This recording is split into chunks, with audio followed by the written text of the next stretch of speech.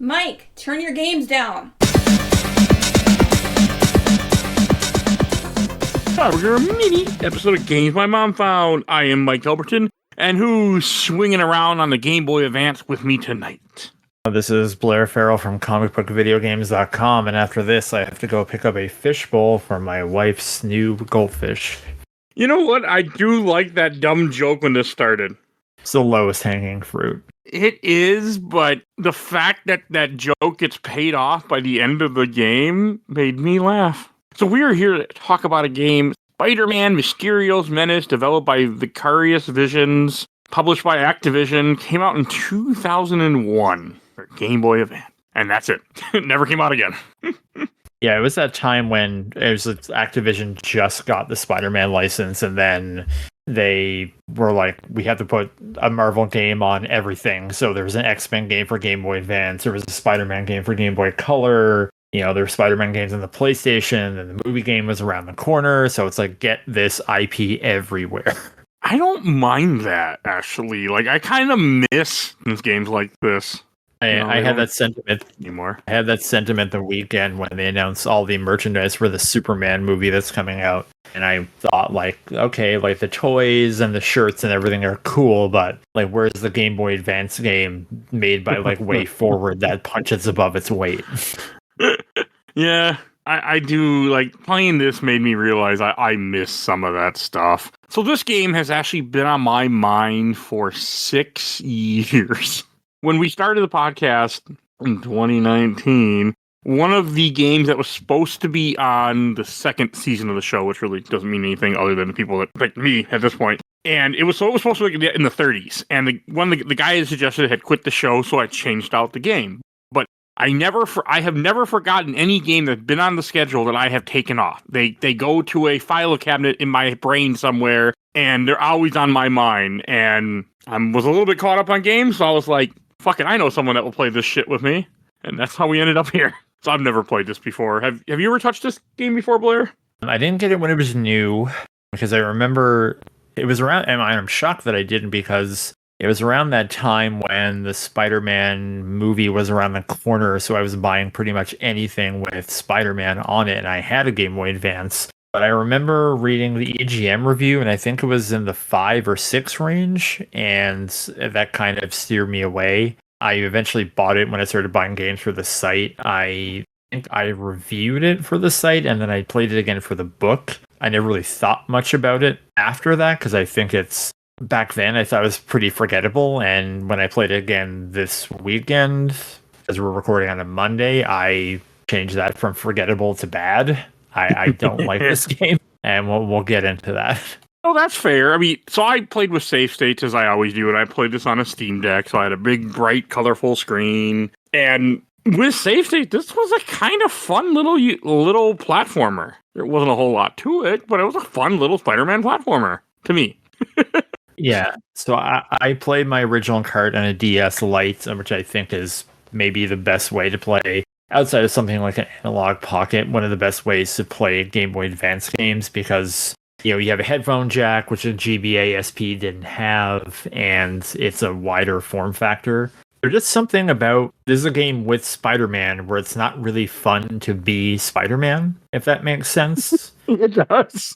Where, like, because, I don't know when these episodes are going to come out, but we're recording this not a week next month after we talked about a Daredevil game for Game Boy Advance, and shockingly, yes, after playing this, I think I like Daredevil better. Well, and that has to do with the visual style as well. Yeah. But like, the levels in this are just like a convoluted nightmare, and swinging sucks. And the thing that kind of you're expected to do is look for these like hidden power-ups, but getting them is really annoying and borderline not worth it, except for one of the last ones. And I tried to do it, but it's so hard to get, because it's like this challenging swinging thing where the swinging controls are very imprecise. Yes, they are not. They really didn't play an issue to me until the last level, that I'm like, oh, now I see why Blair was getting pissed. Because I could just save state and then retry,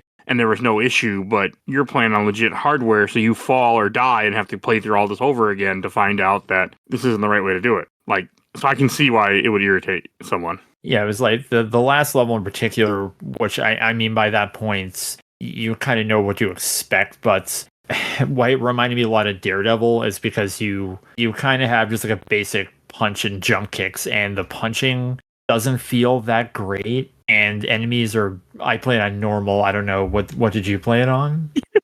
Easy. Okay. And maybe that's what I should have done, because the enemies take so many hits to kill, and in the last level and in some of the trickier swinging sections, they always seem to position themselves at the edge of platforms, so you like land somewhere and then you get up and then they punch you off into like a death trap or something, and you immediately die. And I just wanted to take my cart and fling it across the room at certain points.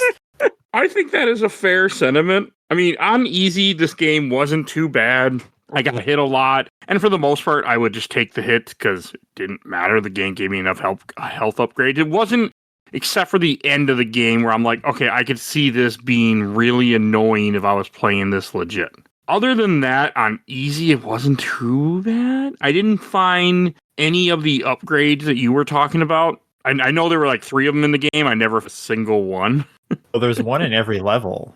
I didn't find it. Yeah, because and some of them, like there's one that kind of gives you the ability to hold more web cartridges. I think there's 2 of those, and then there's another one that reduces your damage, and another that reduces damage against electricity. But I mean, they're very, very well hidden, and when you even know where they are, getting to them. So in the last level where you fight Mysterio, you can get a symbiote costume, which I think it refills your health over time. Oh. And I think it might fill up your web too, and it reduces your damage further. But like the swinging challenge, like I finished every single Mega Man X game and got like the Hadouken power-ups, and those are way easier than like swinging, because I watched a video about how to do it and I could not duplicate it, how to get it. Okay, that might have been like, there was a spot that I was trying to get to in the final level, and I'm like, where it had like a blade on the bottom side and like something on the top, and then you're supposed to go through the middle, and I'm like, that's not possible, so I just avoided it. Well, there's like a giant pit of... there's like a giant pit of spikes, and in the bottom there's like a small like hole that you have to land in, and when you fall there, you have to quickly swing to the left and do this like very challenging swinging gauntlet, which would be great on the Steam Deck where you can save. Or like an analog, I don't know if you can save with Analog Pocket, but sure. Like I streamed Daredevil on my Retron 5, and that has save states. But I mean, for someone who got this when it was brand new, it would have been a nightmare. I think it's just kind of like they knew this game was short, so they're like, we have to do things to make it better. I did get one of the wrist things, but that was it. I didn't find any of the other upgrades. I didn't really look for upgrades. I was just looking for the end of a level. Like, I didn't even know this game had a shield until while we started recording this, I'm watching a Let's Play. And I went, oh, there's a shield in this game. Well, that's funny because, and take it as what you will for people listening about me not having a good time, I didn't realize that the left and right trigger did different things. I didn't either. Because, yeah, well, because in a Spider-Man game, you kind of have, like, you jump and you hit jump again, you'll swing. And like one of the triggers might be like a web zip, so you can quickly kind of stick to a ceiling or a wall or something. But in this, like the L button, I think fires an impact bullet web, and the right trigger fires a trap web. And because I didn't have the manual, I only have the loose cart, and I think I was looking up something on GameFAQs, and if you hold the 2 triggers, then you do a shield. But if you don't have the manual, none of this is kind of explained to you? No, it's that time of game where things aren't explained to you because they're in the manual. But like when you're playing this on a ROM or you're playing this years later, you're not going to have the manual most likely. I mean, ROM, you can find it, but like it's not like it's in the box. Like the first Activision Spider-Man game where you find the question marks and he'll say, press the up button plus the web button to do this, or here's how you do this. And you can skip them on subsequent playthroughs, but they're kind of there as you're learning if you, say, on it used and only had the disc, like none of that's here. Yeah. I mean, my guess is partly this was made dirt cheap, so. Well, for sure. It was kind of Vicarious Visions MO. Like, they did the first Spider-Man game on Game Boy Color. They didn't do the sequel. They did the Tony Hawk's Pro Skater 2 game for Game Boy Advance, which I know is one of those games that kind of punches above its weight, where it's kind of a 3/4 isometric perspective, but it's like, it gives you everything that's in the console Tony Hawk's, just really shrunk down. Damn. I'm not a big Tony Hawk fan, so I never played it. I'm not either, but that's still impressive. But I remember getting like stellar reviews, like EGM is one of like the best launch games you can get. I have a weird like tick where I want to play more old licensed games, especially Marvel superhero games, because I like superheroes. So maybe I'll have to check out more. And I mean, there are great ones. Like, even on the Game Boy Advance, like, there are so many like Spider-Man games, like the Digital Eclipse, the Spider-Man 1 and 2 games have like faux 3D levels. And I remember the Spider-Man 3 game, I think, is by Vicarious Visions, and I remember really liking that one a bunch. And next to like Wolverine's Revenge, I think that's also a Vicarious Visions joint, where that's a really great like side-scrolling action game. You know, maybe there's some duds, but like there's some great ones. And the Iron Man game, which is effectively just a Mega Man game. I want to play. Maybe we should do that next at some point, not right away, but at some point. I've seen it and it interests me, but this game wasn't like, it was simple enough. Like, I beat this in an hour, 2 hours tops with my save states. Like, I had a decent time just playing through this. I mean, I like it that it starts off and it kind of reminded me of Mega Man, for lack of a better comparison. Not a Mega Man, but like, because you can pick what level you want to start, and you beat a level and then you unlock another level to that section. I like that. And the fact this game has Hammerhead in it, like, to me, that's a deep cut. Well, I mean, it gets deeper, I don't know. I think that was a deep cut. Big Wheel is a deep cut.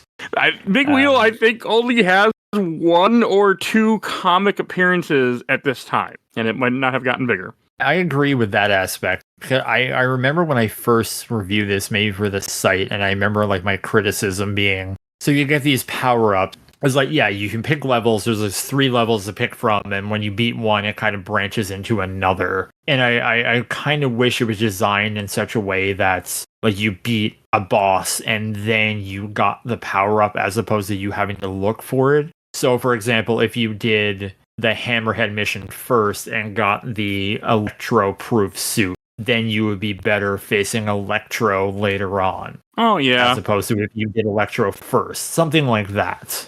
Yeah, Big Wheel does not have a lot of exposure. I think he's in like 6 comics. No, he's in more. I lied. He's in more, but he's also in Spider-Man Edge of Time, apparently he's referenced.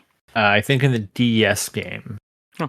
Yeah, and I mean, the villains here are really... I mean, I'm a huge Mysterio fan. I'm a Mysterio apologist. But when Mysterio's kind of your headliner, you know that the people below them are not going to be like a Doc Ock or a Venom or a Hobgoblin. So you have, like Mike mentioned, it's Hammerhead, you have Scorpion, Big Wheel, and Electro. And Rhino. Would have... Oh, yeah, I forgot about Rhino. There's always a Rhino. He's forgettable. Which is pretty much the roster. It's a bad roster. Yeah, it's kind of the roster of who had appeared in the Activision games. So, like, Scorpion looks like he did in the PlayStation game. So, Mysterio, I think all of them had appeared in either Spider-Man 1 or 2 on the PlayStation, except for Big Wheel, who is exclusive to this game. Ooh. I also think, from what I was looking up, I don't think Big Wheel had any at the time this game would have came out, I think he had like 2 appearances, if not maybe only 1. So, yeah. Deep cut. And not only are the villains, you know, the C and D tier, they're also really boring boss fights. Like Hammerhead, I think I just trap-webbed him and then punched him, and the only challenge was that he'll whistle and send in goons, and then you have to manage him and the goons. I will preface that I got to Mysterio and just didn't have the patience to beat him. I think I have finished this before, because I thought the Mysterio boss fight was really frustrating because they kind of expand the arena and you just lose track of him, and he'll just give you, like, at one point he'll just change into the bosses that you had fought. So he'll like turn into Electro on the other side of the screen and then electrocute you, and you have no way of knowing what's happening. it wasn't a good fight at all, and it was also one that seemed like it took a lot longer than it should have. Because like the damage he takes compared to like what the other bosses was not fair. Like it's not enough. It was dumb.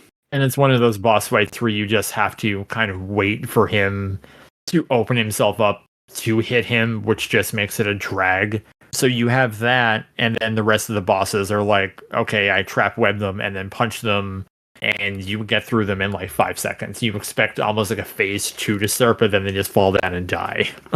For some reason, I didn't have a problem with it. Like, you are right, though. None of this is, like, really good game design or anything. It's a very, very simple game, but for some reason, I was having fun.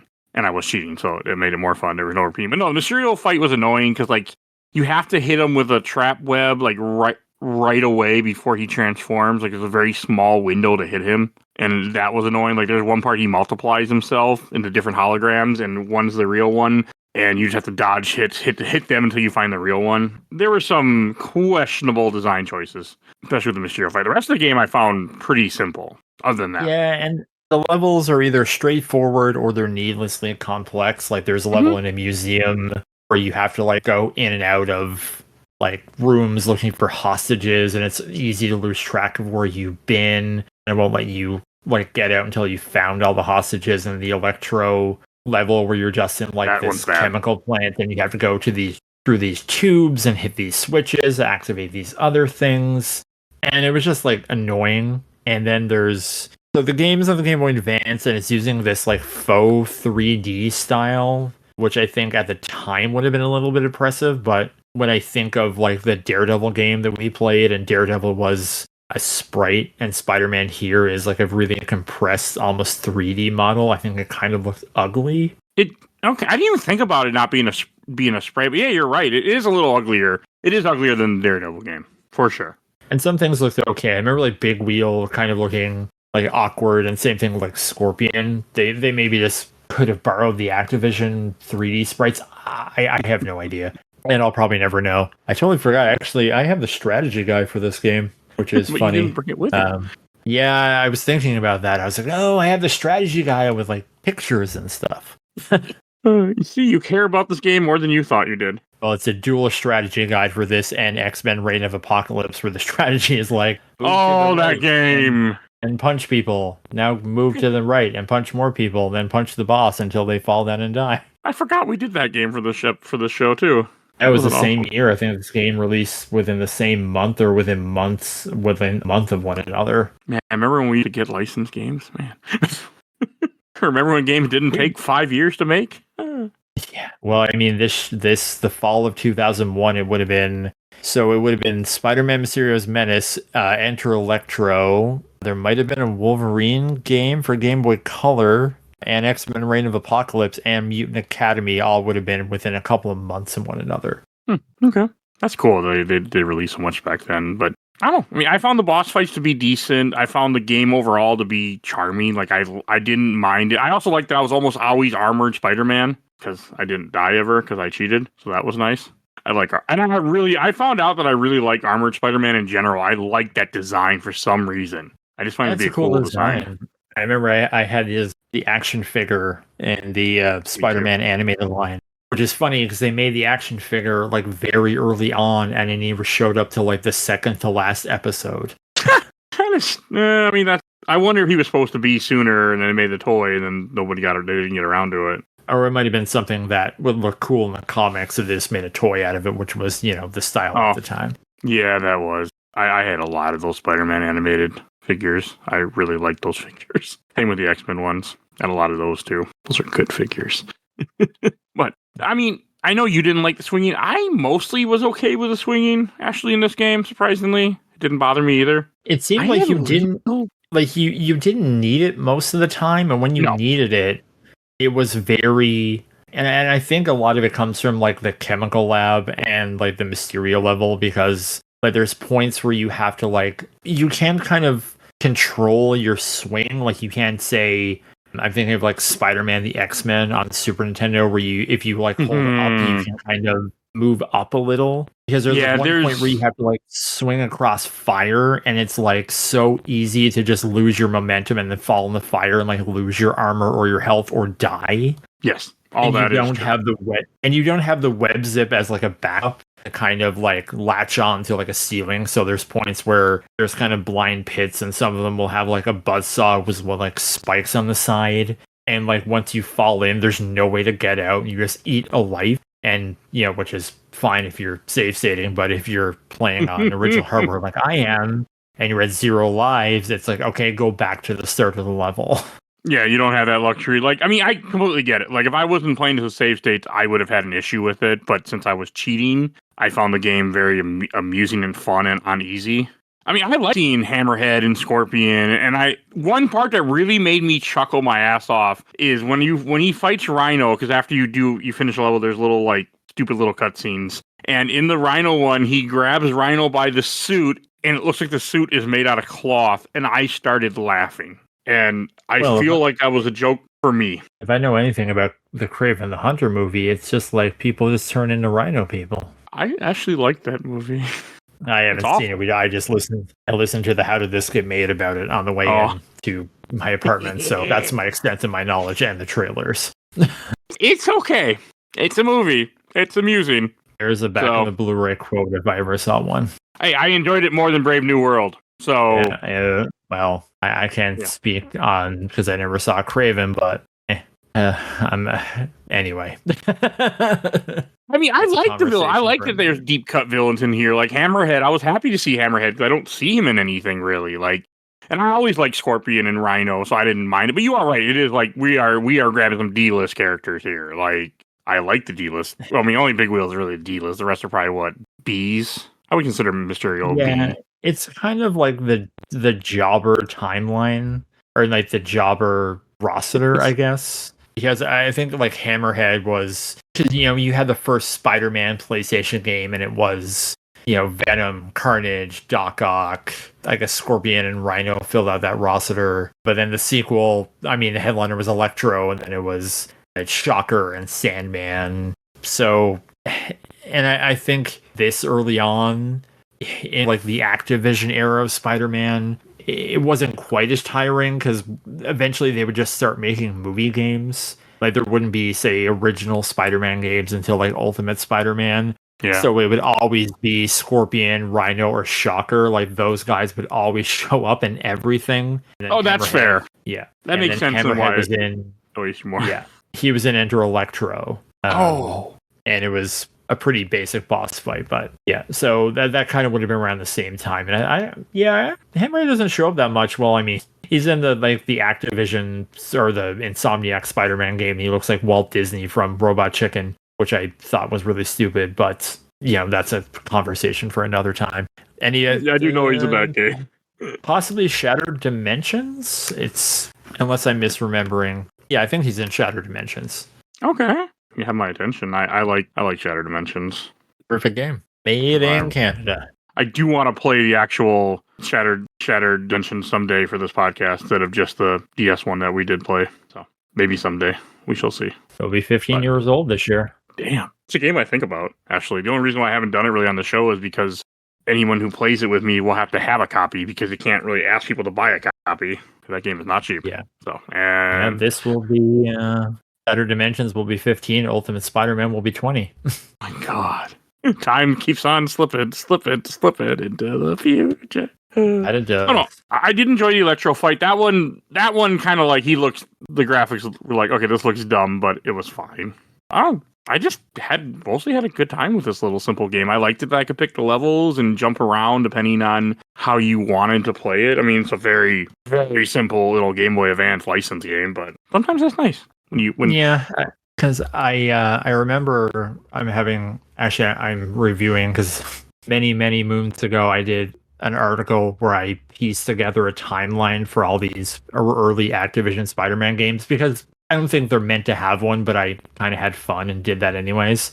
Because the first Spider-Man game on Game Boy Color was Vicarious Visions, and it was really hard. I won't call it an open world, but it kind of is, where you can kind of swing around New York, and there's like a dock area and a sewers, and you kind of have to look for your objective, and then there's like a rudimentary leveling system.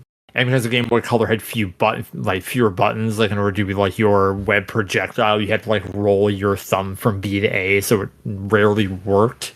Okay. But I mean, the Game Boy Advance just affords them more buttons, so it just streamlined the controls. And this had like the levels are not like it's open; it's like you kind of just pick them from like a stage select almost. I liked it. I liked that it had a stage select, essentially, and then you unlock different levels that then correspond together. Like, when I went to the power plant, I'm like, well, I know who I'm going to fight here. I was not. You know, it's funny.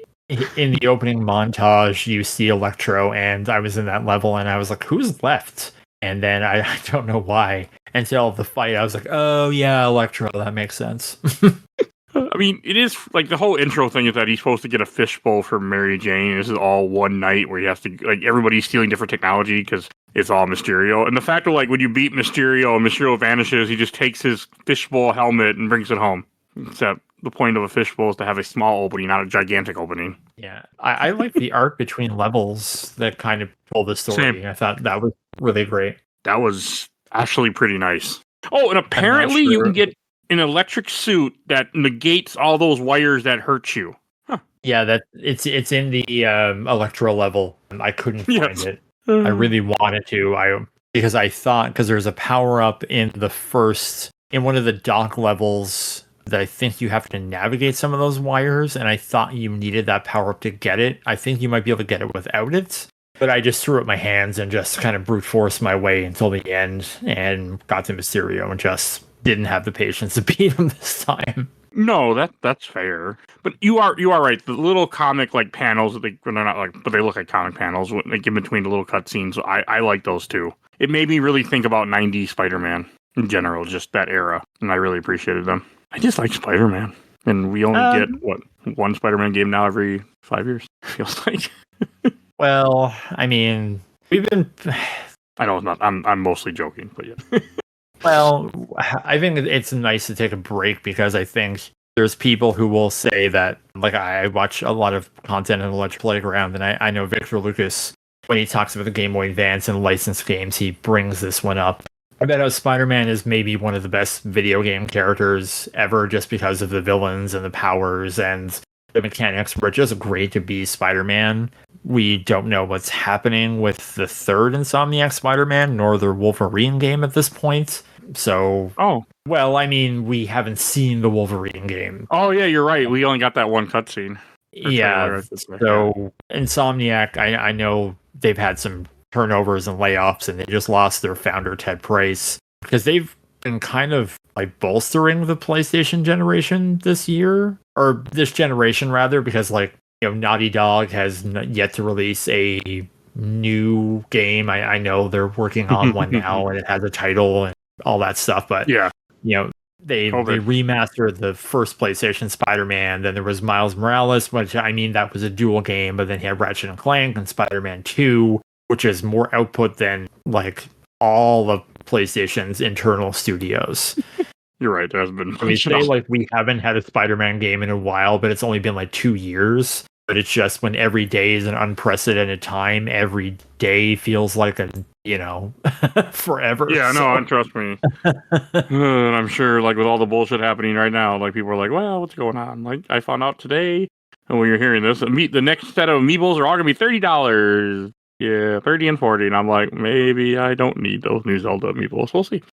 Well, like in the country where I am, a Switch 2 is like $800. So, well, I mean, the one with Mario Kart will be close to $800 after tax. So, yeah. I remember when I was a kid, I thought the Canadian prices were more expensive because they made more money in Canada. That's what I remember thinking as a kid. Like, we don't. I know.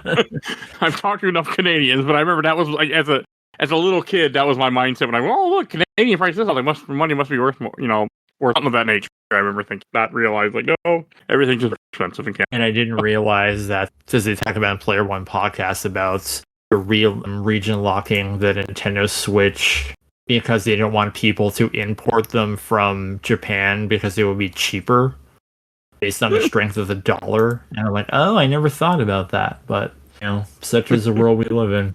Yeah. So right, anything else do you want to say about Mysterio's Menace? I can't think of anything else to say about this little game. We're on a Nintendo Switch 2 tangent, so I don't think so. All right, let's go to Shelf Stacker Box, and we'll go first. I'm going to put this in the stack. I had a good time. I didn't love it. I'll probably never play it again, but I am happy that I played it, and I can say that this game was more fun to me than Spider-Man and the X-Men game. What little I played of that game over the years. So, yeah. I do want to play that for the show someday, but yeah. So go in the stack. But I'm glad it's finally done, and I'm glad that you were able to play this with me. And Blair, what about you? Well, I won't use the language that I used when I described this to you the day before. So I'll just say I'll put it in the box. No, sorry, I'll put it in the box. That's the bad one, right? Not the bad one, but like the lowest one. Yeah. I mean, some games belong in the bad. Yes. Yeah. So, yeah, in playing this again, I'm actually kind of looking at my original review that I did this. I can't remember what I have in my Web Spider-Man games book. I'm sorry. I just have so much superhero video game knowledge rattling around in my head. But I think I was very favorable towards it. But now it's just, I think the level design is really plain or boring. There's just not a lot of fun to be Spider-Man. The fighting's not that great. They're just, I don't know. I didn't have a lot of fun this time. In a couple of years' time, I might think differently, but this time around, I did not have a lot of fun playing Spider-Man Mysterio's Menace. Hey, it could also be that right now my Marvel kind of love is that it's like kind of running on fumes right now. Like I don't have that high in the sky, like can't wait for the next MCU type of thing that, it used to be once upon a time. Yeah, no, I'm in the more same of a DC man nowadays. Can't wait for that Superman movie. I am excited for that too. So when do we get that? Not soon enough. Well, by the time you're hearing this, almost time. July, I think it's July 11th. Oh, okay, so still a little bit, but yeah. All right, I'll be honest before you know it. Yeah, time keeps on moving. I mean, it really does. And you know what? Part of me just want to get the next 4 years over with for some random reason and just get to 2029. I don't know why I think that way, but yeah, I do. I have no idea. Why would you? It's not like I have a timer in my phone that I can refresh every day and go, oh, look, only 1,300 and so many days to go. So yeah, no idea what that's for. So, right. And Blair, where people find you at?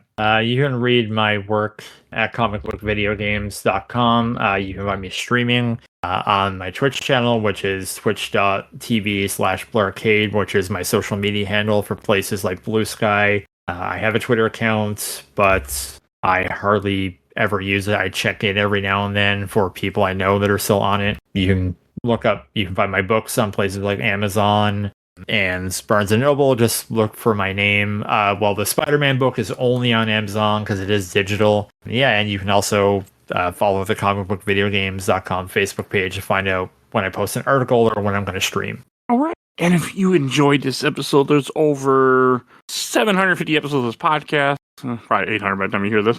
We do movies, comics, TV shows, video games, all sorts of content. If you want to hear the rest of our Spider-Man content, movies, games, all that will be in the show notes of this episode, so definitely go check those out. If you want to support the show, we do have a Patreon. Little starting vote in our Patreon polls. We have 1 to 2 a month. And great way to support the show, and things on the Patreon don't always come back. So great way to make something that you want to happen, because I don't always do what's on. If it doesn't win, I sometimes don't ever come back to it. So, because I don't want to do it sometimes. And if you want to be a part of the show, if you want to suggest things for the show, or if you want to just lurk, join the Discord. We're always happy to have new people join us, and that's where I post for openings for the show and whenever I do random content. And I do a lot of that, so join the Discord. And want to give a shout out to my awesome intro and outro courtesy of Helena at Hell Has Fury. Follow her on TikTok and Instagram. And check out A Gamer Looks at 40 with Bill Tucker. And another podcast you should listen to, especially if you like Marvel. Absolutely the best podcast of Work in Progress. They talk about the MCU movies and MCU adjacent movies. So check out their podcast too. And please follow us on Facebook, Instagram, Threads, Blue Sky, YouTube, audio only, TikTok. And rate and reviews wherever you get your podcast. I think that's everything I need to say. So we will see you guys all next time. Bye, everybody. Bye.